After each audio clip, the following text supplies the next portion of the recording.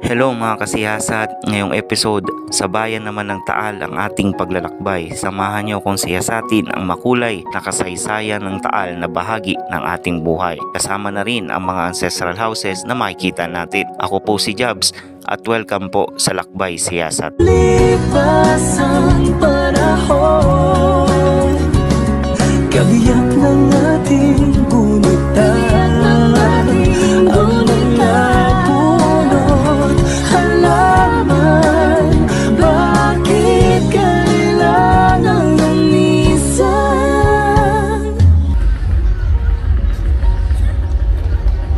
Yun o, laki ng simbahan.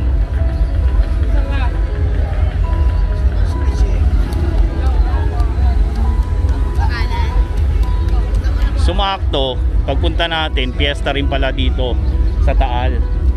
Kaya ang daming aktibidad, kaya sumakto. Pero silipin muna natin ito simbahan. Dami rin estudyante rito, nagtutour. Okay, tingnan muna natin to.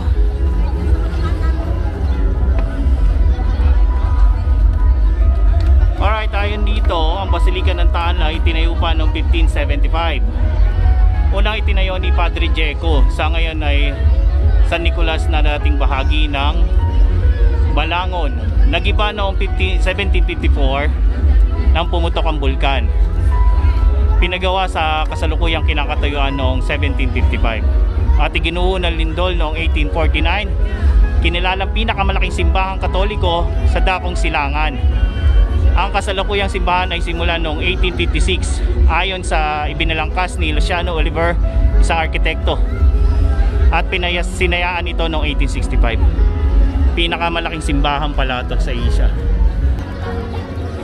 Alright, sabi ni ate, kapag first time mo daw dito sa Taal, kailangan mong kumatok ng 3 beses para yung mga wish mo ay matupad, kasi karamihan daw sa mga humihiling natutupad. So kakatok tayo ng 3 beses.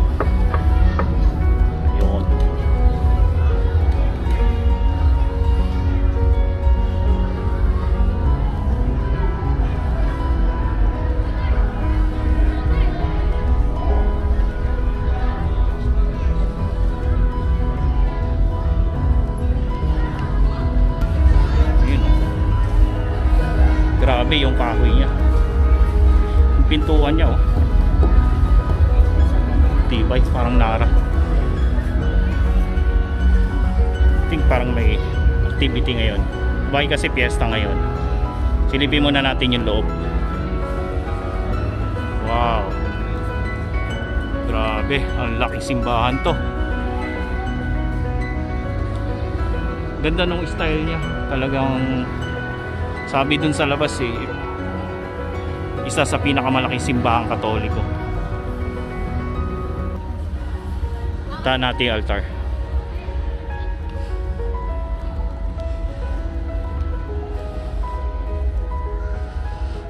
Grabe, malulula ka sa kanyang kisame, oh. Para kang nasa Vatican. Ang laking simbahan, napakaganda. First time ko lang din sa Taal, ngayon ko lang din to napasok.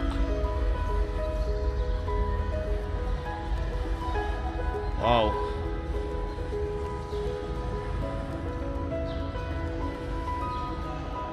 Thank you sa minyo, oh. Ang ganda. Oh.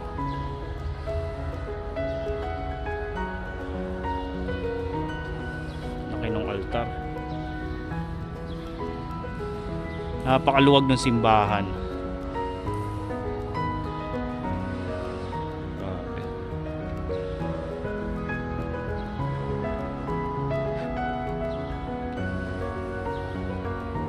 Ayan, oh.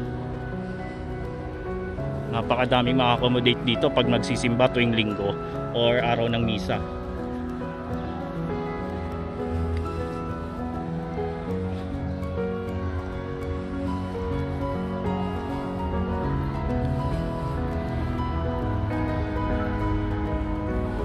Ganda talaga ng simbahan.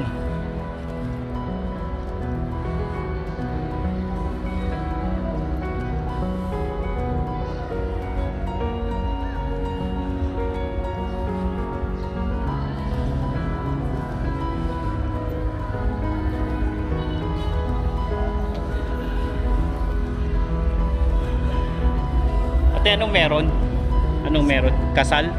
Ngayong araw mismo ng piyesta? Wow, ang galing sumabay Po? Well, hindi po, wala po. Namanghala ko kasi kasabay siya nung piyesta nyo, di ba? Thank you, Tea. Kasal. May kasal pala, kaya pala may ganun. Grabe, laki ng pinto niya, oh.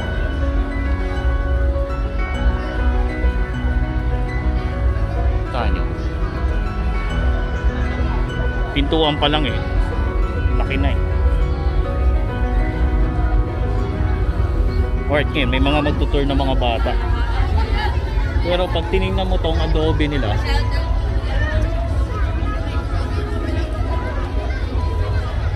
ganda. Ang ganda talaga. Grabe.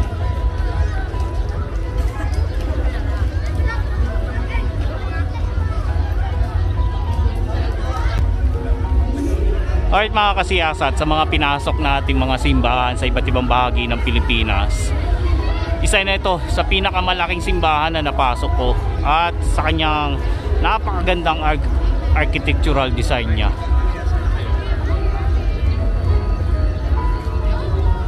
(1575) pa siya naitayo. Ganda. Kahit dito kasiyasat sa Taal, magsasawa kayo sa mga heritage at saka mga ancestral houses. Kaya samahan nyo kong siyasatin itong Taal para sa ating episode ngayong araw.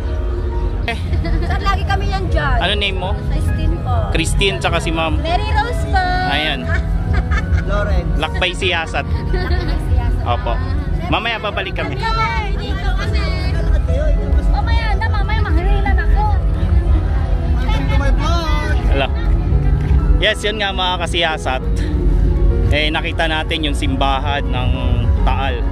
Ngayon naman, subukan naman natin mag-ikot sa mga ancestral houses na ipinagmamalaki dito sa Taal. Kaya samahan nyo ako. Kasama ang aking may bahay. Sinamahan niya ako masyal dito. Kaya ikot tayo. Sakto-sakto. May aktibidad ngayon. May piyesta dito sa Taal. Kaya dito may nakita ako. So dito makikita mo rin tong isang bahagi ng pinagmamalaki ng Taal. Itong Eskwela Pia, isang cultural center dito sa Taal. Pagbaba mo lang ng simbahan, makikita mo na siya. Kaya basahin natin yung kanyang historical marker. Alright, isang paaralang pinangisawaan na simbahan at ipinangalan sa Orden Eskwela Pia. Isang kongresasyon na tinawag na San Jose, Calansas noong ika-17 daang taon itinatag ng mga paring Agustino noong 1839. Ang kumbento na ito ay nagsilbing paaralan para sa mga mahihirap na kabataan ng Taal. Alright, focus natin.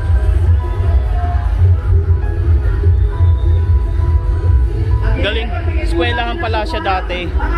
Ginamit pala siya bilang paaralan. Silipin natin yung loob.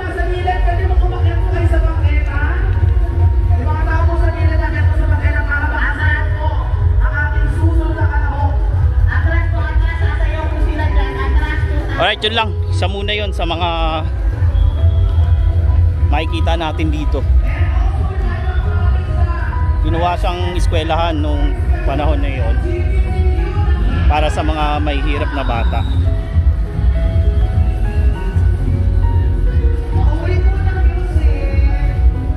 Oh, ang ganda niya oh.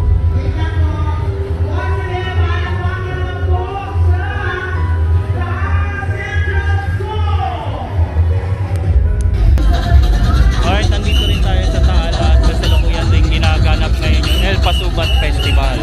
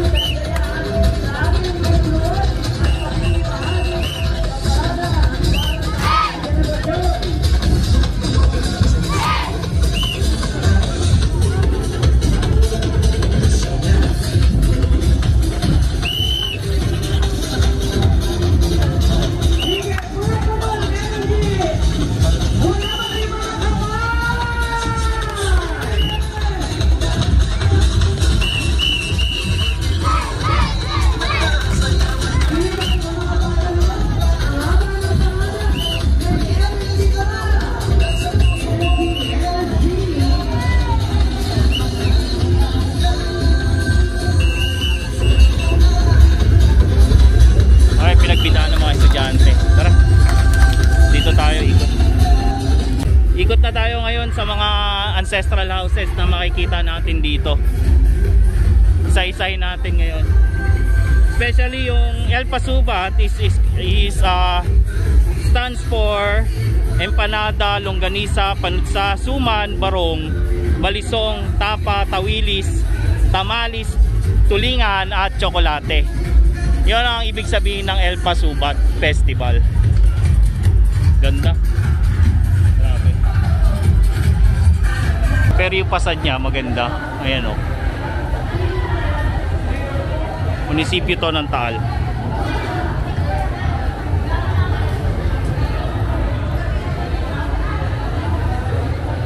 Okay, ito yung unang itinatag sa pook ng Balangon noong 1572. Sa madalas na pagputok ng bulkan, inilipat sa bayan na kasalukuyang pook dito. Naging kabisera noong 1732. Ito yung bayan ng Taal. Ito yung kanilang munisipyo. Ganda noong kanila. Ayun po. Ang ganda. Medyo marami ng tao pero sila. Loko. Okay,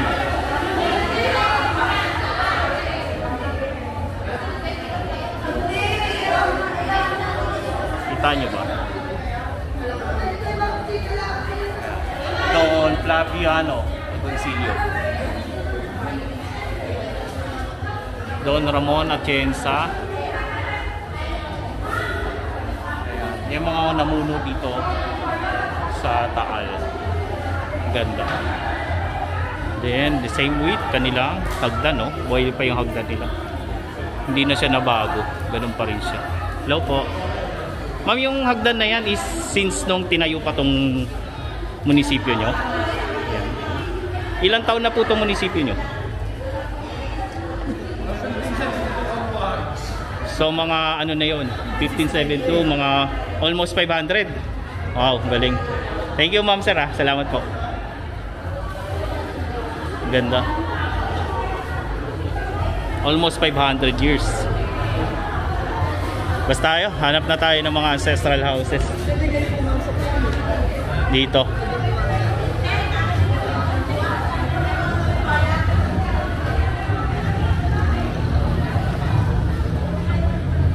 Dito sa isang street dito. Ano bang street to? Alright, yung tapat lang sa street na to, sa tapat ng simbahan na makikita nyo. Dito napakarami rin mga naggagandahang ancestral houses.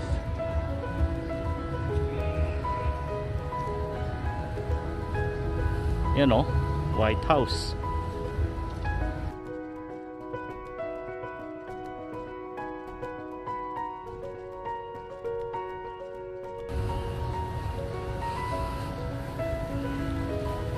Ilalakad ko muna kayo dito sa Taal, dito sa isang street na ito. Tabi-tabi talaga yung mga ancestral houses dito. Sir, anong street to sir? Agoncillo Street sir. Oh. Thank you. Alright, dito sa Agoncillo Street marami ka ring matatanaw ng mga ancestral houses.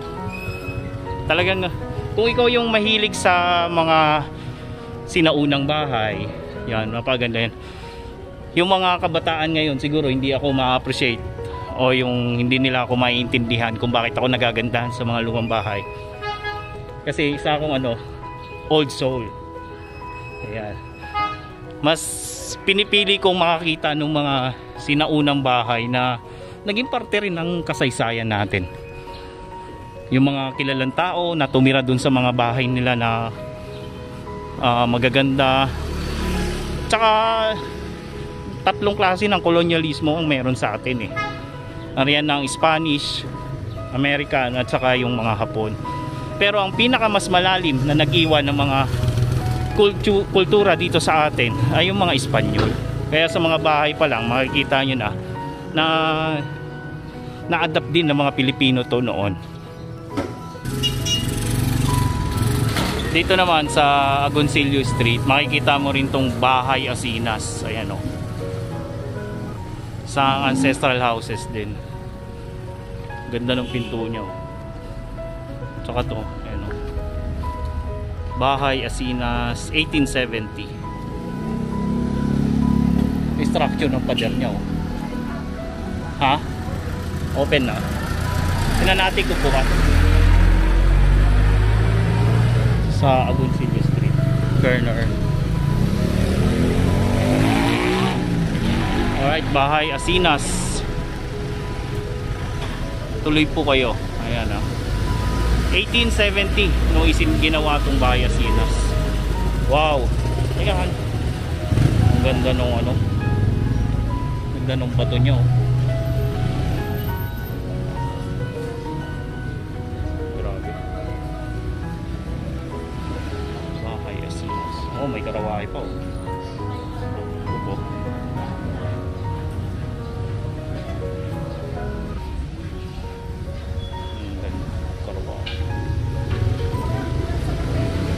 Ayan o. Ang ganda ng kasuotan nila.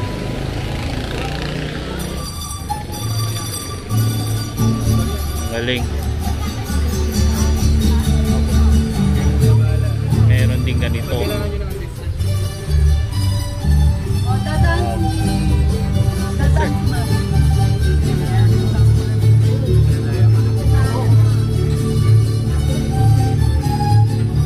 ganda. Oh, may ganito pang ganito pa pagpasok mo. Hi ma'am. Buka. Hi ma'am. You're related to the ano? Para nag-coordinate ng tour. Oh, alright. Kala ko kayo po yung may-ari mismo. Si Dr. Ed Lapis. Ed Lapis na po ang may-ari. Anthropologist po siya. Siya yung Anthropologist, siya na po yung tumitira ngayon dito. Hanggang ngayon, ma'am. Siya na rin yung nag-renovate o restore na ito. Okay. Thank you, ma'am. Salamat po. Tapos pagkatapos nito, Opo. tour na kayo sa bawat parte. Sige po, salamat po. Sige. Alright, ayun o, galing o. Ganda, sarap sa tenga.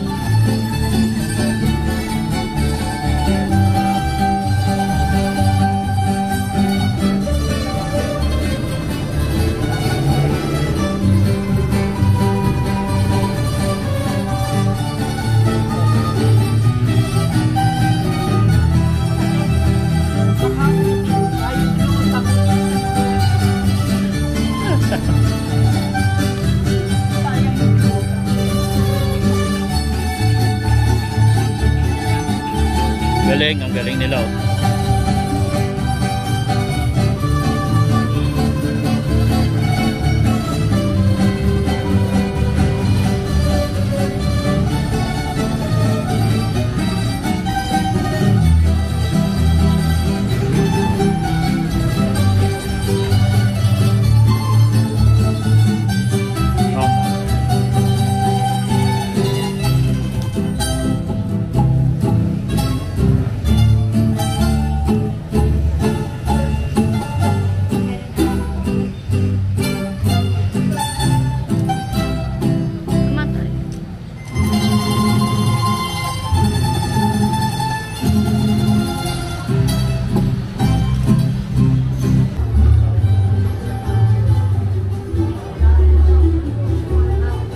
Alright, ito yung upuang panligaw. Upuang panligaw. Ito naman yung adhibe na ipunan ng tubig noong unang panahon. Galing sa ulan. Papasok dyan. Galing dito sa kanyang bubong. Diretso na dito sa ulan. Yan yung adhibe. Tayo dito.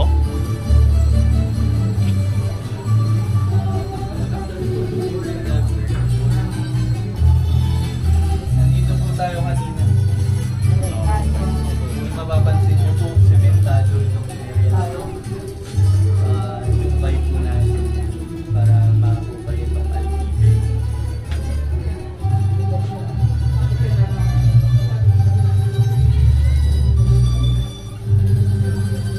Ganda. Ang daming ano. Ni-renovate. Ay, ano siya? Restructure siya, sir. Anong taon, sir? Pandemic period. Ah, alright. ganito yung itsura niya dati. Okay. Sir, itong tiles nyo is original pa? Po. Pati po kung mapapansin nyo yung mga Piedra China sa labas. Anong tawag, sir? Piedra China po. Piedra Mga granite tree. stones po. Oh, okay. Okay.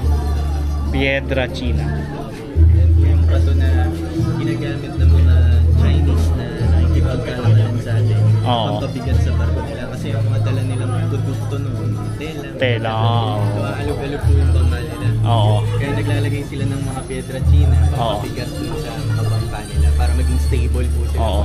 Tapos tayo, mga Pilipino, Iwan na po sa mga trade nila. no, resourceful ang mga Pinoy dati na ginamit ding pang kalsada o saig dun sa labas. Sobrang tibay po ng mga Piedra China. Kung mapapansin nyo po makikita nila yan sa may bandang Intramuros. Oo. Hindi po nagagasgasan kasi ng mga kalesa, gulong ng kalesa.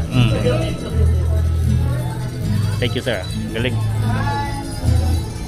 Ay, may mga kasabay din tayo rito nagtutour. And this one. May taas ka ba?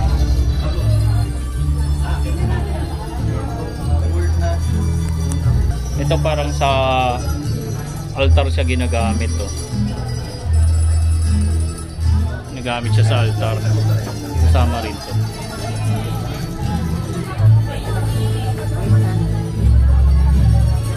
Ganda nung bato, adobe, no? Pinaka ano niya, bahay na bato.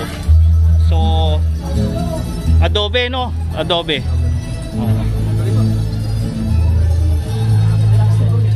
Oh, ganda no hagdan, no? Daan-daan na lang po matarik. Ay. Tawag na tayo. Ayan. Ang kaugalian ng Pinoy dati, hinuhubad yung sapatos bago umakyat. So, kita natin. Sayang naman kasi, alam kong pinarwaxan nyo to eh.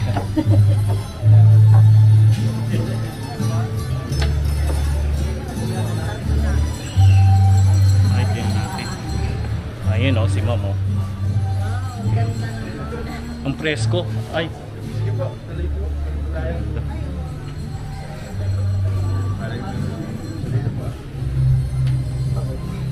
So, ito po yung kaida. Kaida. Ito yung antisala. Ang kaida po kasi siya, nagmumula sa salitang Espanyol na ibagsak or to drop. Kasi pag nasa labas po ang ating mga binibili, ay hawak nila yung kanilang mga saya. So, pagdating dito sa taas, bagsak na po siya. Kaya kaida yung pinagmula na salita niya. Tapos, ang mga ginawa naman, ito po ang bastonero. Dito po nila nilalagay ang kanilang salakot at ang baston. Alright. So, ito po. Ito po ang galyanera. Ang inupan niyo pala ay ang galyanera. Galyanera. Kaya naman, pag may dumarating, dala nila yung mga manok. Kaya po siya meron, pumasok sa... Lagayin siya ng manok, ng mga bisita. Opo. Mananabong. So kadalasan ng mga Pinoy dati mananabong. Likas ganun. Ganda oh. Sige po, tuloy po tayo. Ganda nung sahig oh. Original pa to, sir? Ganda. Ito po, isa pang mahabang galyanera. Imagine na lang po, ilang manok na malalagay siya. Oo nga, ang dami no. Ang lamig no, kahit Pagdating naman dito, meron siyang ventanilla. Bentanilla. Yo, ganun pala yun. So sa hapon, Ayan. dito minsan may nagsisiesta. Kasi ang hangin, mapasok. Bentanilla ang tawag. Ventanilla. Mga kapis na bintana. Sige, tuloy po tayo sa... Ay, sige. Sige pa, okay lang kung may gusto mag-picture. Para po isa tayo. Ganda niya oh. Talagang naalagaan siya. Parang ang sarap matulog no pag ganito. Dito po ang ano. Mas mahangin. Okay. Okay na po. So, ang kaida, isa pang tawag sa kanya, antisala. Siya ang katabi niya. Antisala. Dr. Lapis po. Hello. Hi sir. Pasa kayo. Sir Lapis sir. Pasok kayo, pasok kayo. Pasok. Si Sir Lapis ang may-ari po ng bahay na ito. Ay. Ito po ang sala. Sala yung lumalabas na parang ng isang bahay na ba ito? Ang bahay. Daw. Yan, kaya minsan may kama siya. Tapos, mapapansin niyo po, pag tumingin kayo sa likod niyo, may takip yung ating mga haligi. Kasi siguro through history, ang western kasi tinatakpan lahat yan. Pero binalik ng ating offer namin sa pinagmulan na nakalabas. Ito po ang haligi ng mga bahay. Oo. Yan ang mga load-bearing na parte ng Haligi. isang bahay na bato. Hindi itong mga pader. Yan.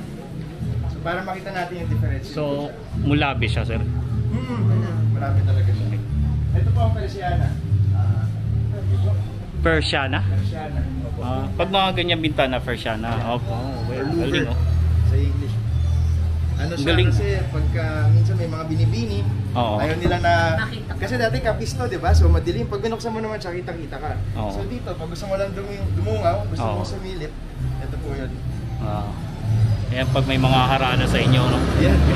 Dito kasi silip kung type mo yung nakaharana. Oo. Diba? Pagka-type mo, papakita ka na. Medyo Ngayon, di na pwede yan. hindi na pwede.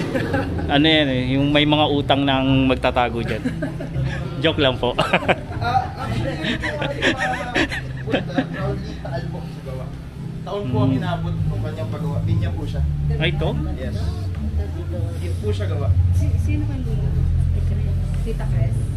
Sabi niyo. Alam ko po, yung apo, nasa... Ito, hindi ko lang maalala ang tawag. Pero usually ang nakakaupo dito, ang Mother de Familia. Status symbol to sa isang bahay na bato. Hindi basta-bastang naupo. Kumbaga ganun. Okay ah. So parang ano ka, talagang may...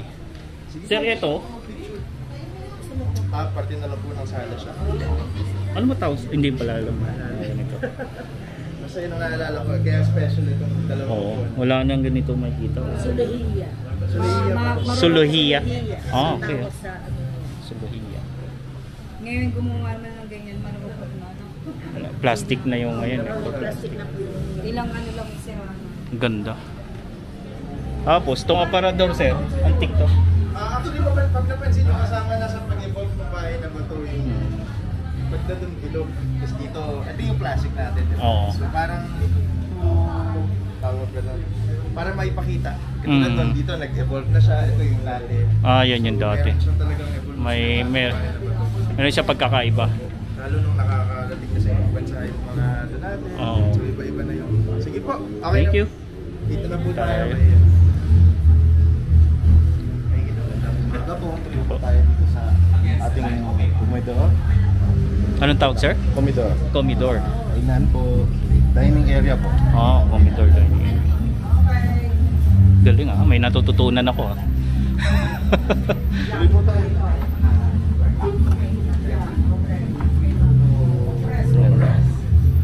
Wow. Original niya. Itong cabinet. Cabinet na lagay. Yung mga tasa. Opo. Yung mismong lagayan lang po. Lagayan lang. Ganda. Grabe. Ay, si Sir Lapis. Siya yung nagpapanatili ng bahay na ito. Ganda. Nakabatalan doon po yung ating Grabe. Ayan nakikita nyo, exposed po lahat ng ating Ay, sorry po. Sama kayo mama ko na mag-picture. Okay na lang po yun.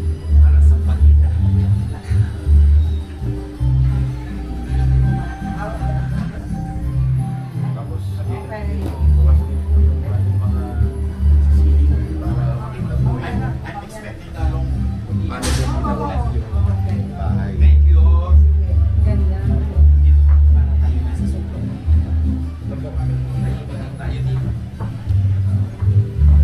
Galing. Ang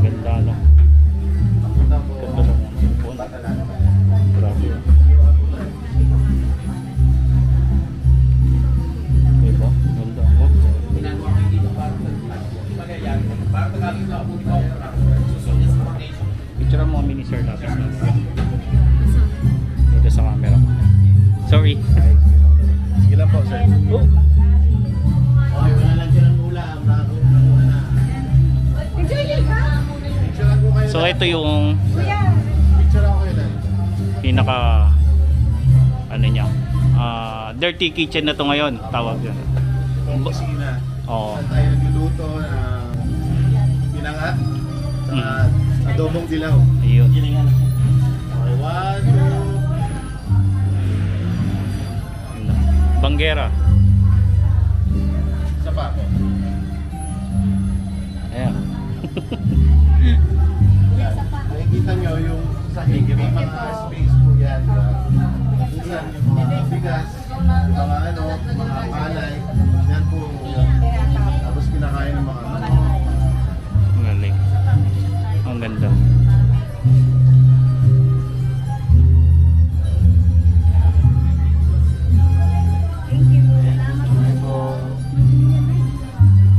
Pwede po kayong bumalik dito or kung ano gusto nyo pang big space.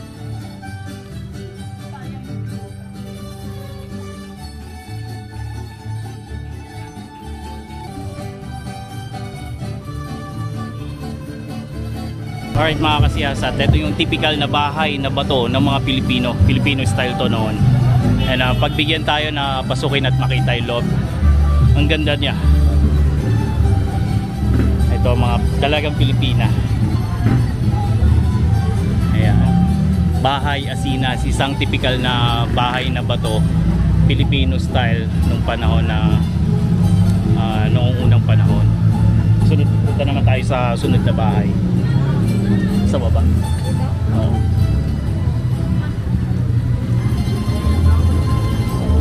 Dito naman, susunod nating pupuntahan is yung bahay Agoncillo. Magkakatabi-tabi lang din sila eh.